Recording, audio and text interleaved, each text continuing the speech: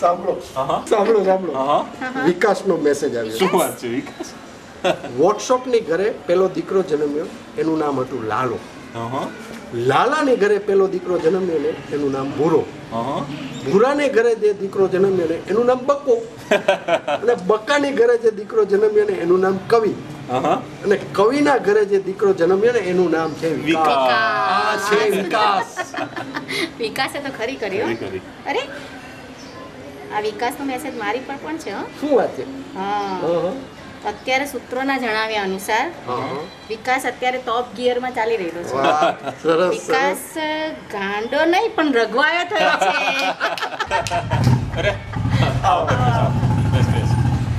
બોલા મારામાં વિકાસ એવું લાગે તો છેવટે વિકાસ ગાંડો થયો ને એની ખબર પડી જ ગઈ આપણને.